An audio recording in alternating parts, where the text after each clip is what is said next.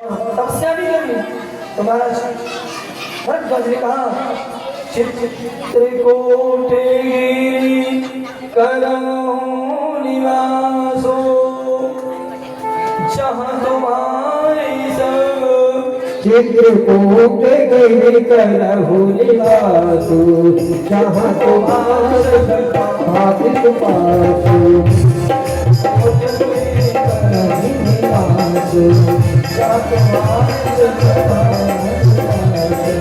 चित्रकूटे करहूं निवासो जहाँ तुम्हारे सब भातित पासो। भगवान राम को महाराज भरद्वाज जी का चित्रकूट जाओ और राम लक्ष्मण सीता चित्रकूट की ओर चल पड़े। और चित्रकूट जब पहुंचे तो जिसके राज्य में राजा था वहां के राजा से आज्ञा लिया। अब सत्य घटनाएं आपको सुनाएंगे जो भी सुना। महाराज राम जी ने लक्ष्मण जी से कहा जाओ यहाँ कोई राजा हो उनसे आज्ञा मांगो कि हम यहाँ रह सकते हैं कि नहीं। और लक्ष्मण जी गए तो एक योगी मिले और योगी से जैसे पूछा कि यहाँ पे धर्म चक्रवर्ती दशरथ जी के पुत्र भगवान राम रहने को अपनी पत्नी सीता और भाई लक्ष्मण जी आपकी आज्ञा है। तो उस योगी ने क्या किया, एक हाथ से जीवा पकड़ी एक हाथ से नब्बे और ना चले कुछ बोले लक्ष्मण जी सब लोग। राम जी ने पूछा कोई मिले तो कोई नहीं। पुनः भेजा, पुनः लक्ष्मण जी गए, फिर योगी का वही काम। राम जी के पास लक्ष्मण जी आए, बोले एक बाबा मिल रहा है, वह बार बार मैं पूछता हूँ, बार बार एक ही काम करता है, अपनी जीभ पकड़ता है और नब्या पकड़ता है। अब आप लोग समझ जाइए क्या पकड़ता है। और रास्ते कुछ बोल नहीं, हाँ गुस्सा हुए लक्ष्मण जी। राम जी बोले मैं समझ गया, जीभ में कंट्रोल करती। चित्रकूट में रहना है तो स्वाद नहीं और काम नहीं। हमने कल बताया था आप अपनी पत्नी का हाथ पकड़ के नहीं चलते, क्यों मर्यादा क्यों। चित्रकूट और चित्रकूट में भगवान राम कामतारा जी की तलहटी पर रहेंगे और कामतारा जी कामनाओं की पूर्ति करते हैं। यह शरीर वहीं से है, चित्रकूट से कामना जी की तलहटी से। कितना दुर्भाग्य समझिए, सौभाग्य समझिए कि उनकी तलहटी पे जन्म हुआ। तीसरी बार जिन कामदगिर की परिक्रमा हम और आप नंगे पैर करते हैं 5 किलोमीटर। चहुती सी गूंज रही हो, चहुती सी गूंज रही तेरी जयकार, जय हो कामदगिरी सरकार, जय हो कामदगिरी सरकार, जय हो कामदगिरी सरकार। चहुती पे हो, चहुती पे गूंज तेरी जयकार, चहुती पे गूंज रही तेरी जयकार, जय हो कामदगिरी सरकार, जय हो कामदगिरी सरकार। आप सोचिए हम पढ़ाई करने अपने गाँव की सुने, बड़े बड़े ऋषि कहते हैं चित्रकूट करने से राम भक्ति अपने आप मिलती है। और कामतारा से कामदगिरी जो कहता है नित्य निरंतर उसकी कामनाओं की पूर्ति होती है। ऐसे दयालु हैं हमारे कामदगिरी सरकार। जो बात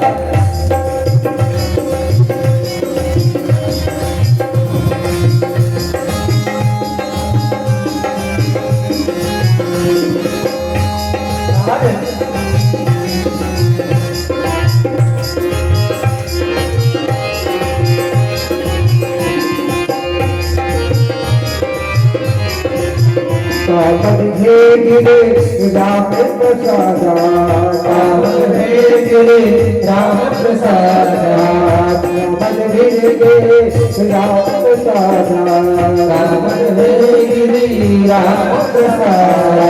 शीर्षर धारे नाम मंदाकिनी, शीर्षर धारे नाम मंदाकिनी, जो सब पातक ओ तक दाकिनी, ऋषि और मुनि वहाँ करते अदना, ऋषि और मुनि वहाँ से सुना जय हो कामदेवी जयकार जय हो कामदेवी जयकार कहूँ किसे गूंज रही तेरी जयकार कहूँ किसे गूंज रही तेरी जयकार जय हो कामदेवी जयकार जय हो कामदेवी जयकार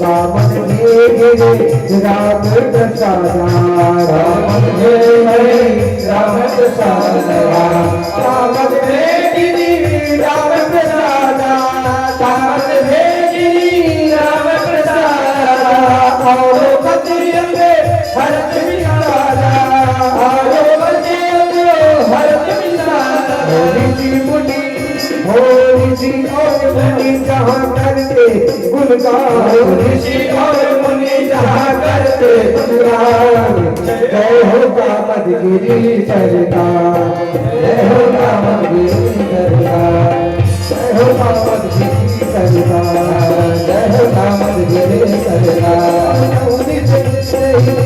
सरकार रही तेरी जयकार जय हो कामदगिरि सरकार जय हो कामदगिरि सरकार जय हो कामदगिरि सरकार जय हो कामदगिरि सरकार और कामदनाथ भगवान की जय हो रामचंद्र की जय हो भगवान कामतारा जी चरण में पहुंचो चित्रकूट महिमा अमित कही महामुनि गाय आई नहाए शेष बल शीश समेत दो भाई।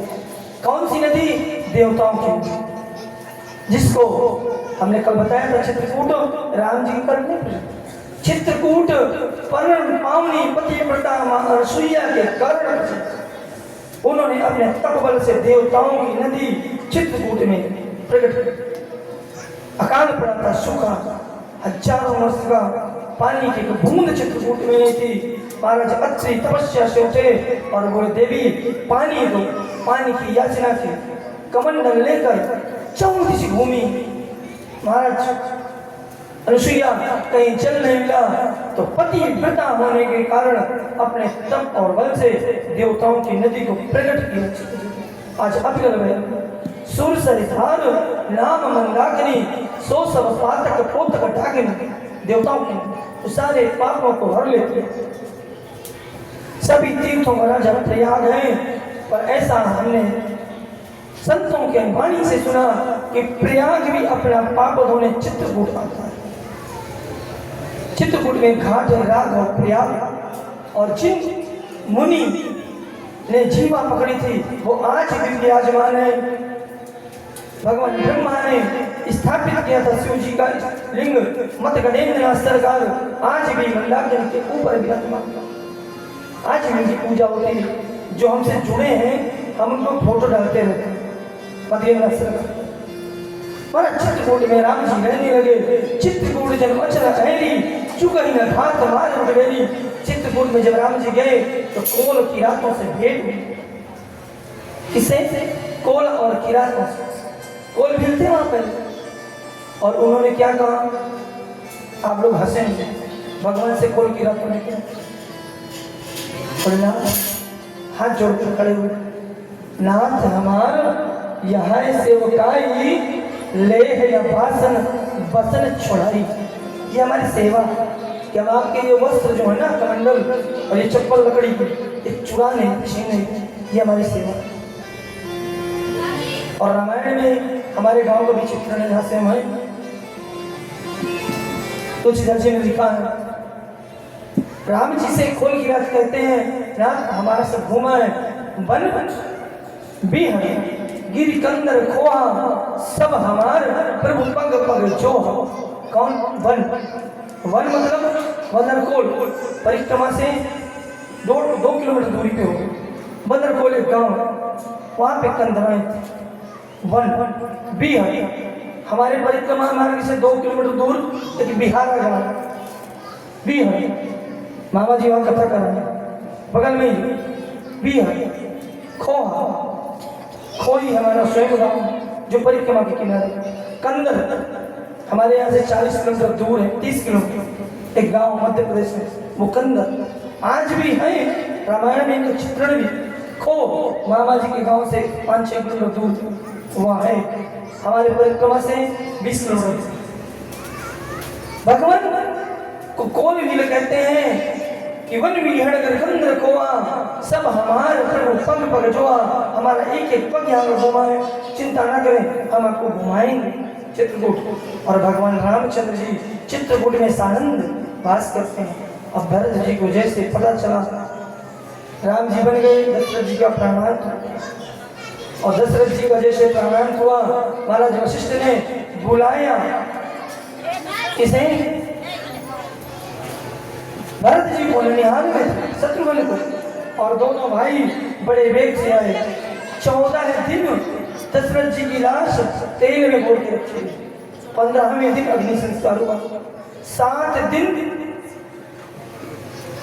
में पहुंचा था शावक घोड़े से सवार एक सैनिक भरत को सूचना देने, और 7वें दिन भरत जी को लगा आने में।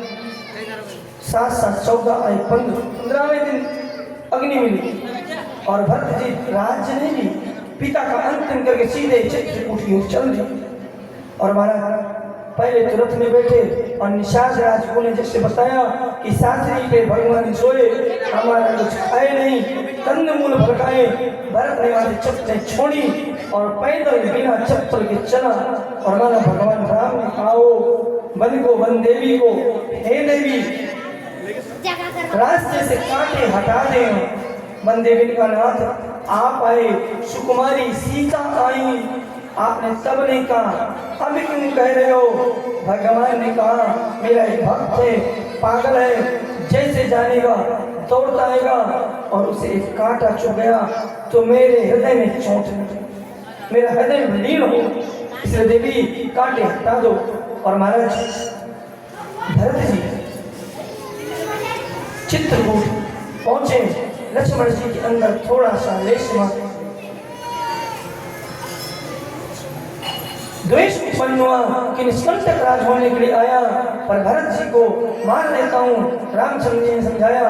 और आज भी वही जगह है जहाँ भरत और राम मिले परिक्रमा में, पत्थर पानी की तरह पिघल गए, भरत मिला। आज भी वो जगह, कितना प्रेम था, अद्भुत प्रेम।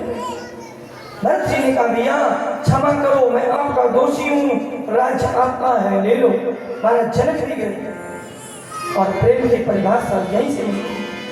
प्रेम है क्या है, प्रेम जगत में सार। महाराज भरत ने कहा कि राज्य आपका है, आप ले लो। और राम ने कहा भाई मेरे पिता जिस कारण चले गए, उनकी वचन को मैं छोड़ के कैसे चला। और जनक जी को बैठाया बीच में। महाराज वशिष्ठ, पूरी अयोध्या आ गई थी, खाली कौन नहीं आया तो तीनों देवियां, मांडवी, सुकीर्ति और उर्मिला। मांडवी ने कहा उर्मिला को लेते जाओ, पति का दर्शन करा। भरत ने कहा देवी क्या तुम्हें विश्वास नहीं अपने पति पर? अरे मैं लक्ष्मण को साथ लाऊंगा, दर्शन करेंगे क्या। और महाराज जनक जी के सामने जब यह बात रखी गई कि कौन किसका प्रेमी है, राम का भक्त भरत और राम के प्रेमी, भरत से पूछा गया तुम क्या कर सकते हो अपने प्रभु के लिए। भरत ने कहा प्राण छोड़ सकता हूँ, मेरे प्रेमी मेरे आराध्य हैं। जनक जी ने प्राण छोड़ना सरल। राम से पूछा, राम ने कहा आप जो आज्ञा करो, मैं भी प्राण दे सकता हूँ। जनक जी ने कहा प्राण देना प्रेम में सरल है विवाह, प्राण तो कोई भी दे सकता है। प्रेम में आप उस प्रेमी के विनय में जी कर दिखाओ, प्रेम का वास्तविक स्वरूप वो है कि प्रेमी के विनय में प्रवेश करें। प्यार इतना सरल नहीं, हम और आप साधारण प्यार को बना लिए। राम जी ने कहा भरत जो कहेगा मैं तब करने को तैयार हूँ। और भरत से पूछा कि क्या करना चाहते हो, राम का राज्य तिलक भरत ने पूछा भैया आप मेरे आराध्य हैं, मैं आपका भक्त हूँ, आप आज्ञा करें क्या मेरे लिए। राम ने कहा भाई तो मेरी आज्ञा है, मेरी खुशी इसी में है कि इस राज्य को 14 वर्ष तू धरोहर में संभाल और 14 वर्ष पश्चात मैं अकेले लूँ। महाराज भरत ने कहा भैया आपकी सौगंध खाता हूँ, 14 वर्ष में एक दिन इष्टा हुए ज्यादा तो ये भरत प्राण क्या करे। भरत ने कहा भैया मैं कुछ मांगू क्या दोगे। राम ने कहा पगले मांगो तो सही। भरत ने कहा भैया अपनी चरण पादुका दे, पादुका जो बन में चलते कांटे रगड़े वो पादुका। और राम ने साहस पादुका दे दिए और सर में खड़ाऊ रखी भरत ने और वापस चला। रामायण में जो चित्रण है राम भक्त ले चलाए राम की निशानी, राम के पादुका को लेकर भरत जी चले। महाराज वशिष्ठ ने कहा जो सारे तीर्थों को जल लेकर तुम राज्याभिषेक के लिए आए थे उसको वापस ले जाने में कोई, इसलिए सब को चित्रकूट में छोड़ दो। और मेरी माँ चित्रकूट के सारे कुएं सूख गए। सत्य एक कुआं है उसमें आज भी जल है और जितने घाट 4 तो बने, क्यों हम 4 ही घाट है कि ज्यादा। भरतपुर में 4 घाट बने और जिस घाट से पानी निकालेंगे अलग स्वाद का, सारे तीर्थों में अलग स्वाद का पानी नहीं। सोचिए भरत जी ने वहां जल छोड़ा, आज भी वह कूप भरत जी के नाम से जाना जाता है। राम जी चित्रकूट में शानंद रहते थे, जान गए अब भरत का आगमन होता रहेगा, कोई ना कोई अयोध्या से आएगा, भजन में विक्षेप होगा। राम जी ने सीता से आगे की रास्ता दक्षिण की ओर निकल पड़े और भरत जी आकर के नंदी ग्राम में अयोध्या के बाद राम जी भूमि में शयन करते तो भरत जी एक हाथ का गड्ढा खोद के उसमें खाते क्या थे। आप और हम प्रेमी से बिछड़ जाए तो मटर पनीर खाते हैं, भरत जी खाते थे जो गाय अन्न खा लेती है और गोबर के रास्ते से निकलता है उस अन्न को बिन कर धोकर वही खाते थे और राम जी की पादुकाओं का पूजन करते और राज्य संचालन। पूज्य गुरुदेव भगवान सुनाते थे कि एक दिन कौशल्या जी की महल के ऊपर पायल की आवाज बज रही थी, पायल की छम छम की आवाज बज रही थी। महाराज कौशल्या जी छत गई, देखी तो सुतकीर्ति घूम रही थी। सुतकीर्ति शत्रुघ्न की पत्नी कौशल्या जी ने डांटा, बेटी निद्रा नहीं आ रही, सो जाओ। कहाँ गए सुतन? बोले भैया उन्हें देखे बरसों बैठी हो। सोचिए एक भाई उसके साथ लक्ष्मण जी सोते नहीं, क्यों? राम जी जब आए और निषाद राज के अयोध्यावासी आए थे साथ में और राम जी ने सोचा छोड़ के बच। लक्ष्मण जी ने सोचा हम सोएंगे तो हमें भी छोड़ कहीं आगे न चले जाए, इसलिए लक्ष्मण जी सोते नहीं। भरत जी नंदीग्राम में, शत्रुघ्न जी अयोध्या के बाहर। महारानी कौशल्या ने पालकी मंगाई और रिपुसूदन को ढूंढने गई। एक सिया पर हाथ की तकिया बनाकर लेटे थे। डांटा मां कौशल्या ने। रिपुसूदन ने कहा भैया क्या ये राज के मखमली वस्त्र मेरे लिए बने? अरे एक भाई वन में, एक नंदीग्राम में, एक डगरा होगा और मैं मखमली वस्त्र में सोऊं, मुझे सो आने देता माँ, मैं भी त्याग रखूंगा। और चारों भाई पत्नी से दूर, राम जी के साथ सीता थी पर तीनों दूर और सुख से वंचित, कंदमूल भरे। कितना प्रेम था। और आज भाई और भाई में प्रेम नहीं है। एक भाई दूसरे भाई की सह नहीं सकता, FIR करेगा या लड़वा देगा, पड़ोसी की सह लेगा तो भाई की नहीं सहेगा। एक वो भाई थे चारों। गोस्वामी जी लिखते हैं हमें निज धर्म पर चलना सिखाती रोज रामायण का पाठ घर में होना चाहिए। घर को कैसे चलाना है राम से तुम्हारे सिखाती। राम जी आगे बढ़े, पंचवटी से सीता जी का शरण, सीता को रावण लेके गया। सीता की खोज में भगवान राम आगे बढ़े। सबरी की कुटिया, मतंग मुनि की कुटिया में पहुंचे। महाराज मतंग की एक शिष्या थी, सबरी जाति, भिल्ली थी जाति। और महाराज उस भिन्नी कैसी थी, उसका बयान करना था। उसके पिता को अनेकों पशु पक्षी पकड़ के बंद, उसने पूछा सबरी ने कि सखी ये पशु पक्षी किस लिए? तो सखी ने कहा तेरे ब्याह में सीताराम बोलेंगे पवाए जान, हम कह नहीं सकते क्या बोलेंगे। आज आप लोग बड़े प्यार से खाते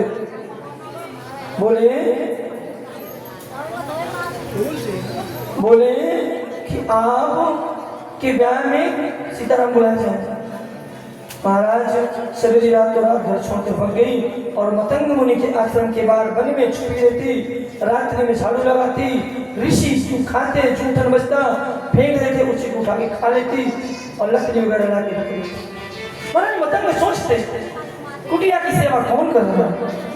एक दिन अपने शिष्यों को लगाया और शिष्यों ने पकड़ कर गुरुदेव के पास ले गया। गुरुदेव ने कहा बेटी तुम्हारी कुटिया में क्यों आती है, दोष रखता है बता। महाराज सबरी ने बताया नाथ पशुओं की बलि के कारण मैं घर से भागी, मैं अभागी नाथ कहाँ जाऊं, इसलिए आपकी कुटिया में सेवा कर देती हूँ, भगवान की गुणान वाले दूर से सुनती हूँ, क्या आप पवित्र हो गए। आज मतंग ने कहा नहीं बेटी कुटिया में और जो हो सके सेवा कर प्रसाद पर। और एक दिन महाराज मतंग इस संसार को छोड़कर जाने लगे। हमारे सबरी ने कहा बाबा आप जा रहे हो गुरुदेव, मुझे अभाग्य को कौन देखेगा। मतंग मुनि कहा देवी तुझसे मिलने एक दिन जगत का जगदीश चल कर आएगा।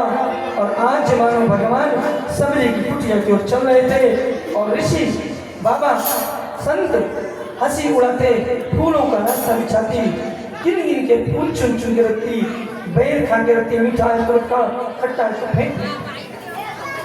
सभी की कुटिया में भगवान राम जाने के लिए चल भाग आज जाग जाएंगे राम मेरी झोपड़ी के भाग आज जाएंगे राम आएंगे। मेरी झोपड़ी के भाग आज जाग जाएंगे राम आएंगे।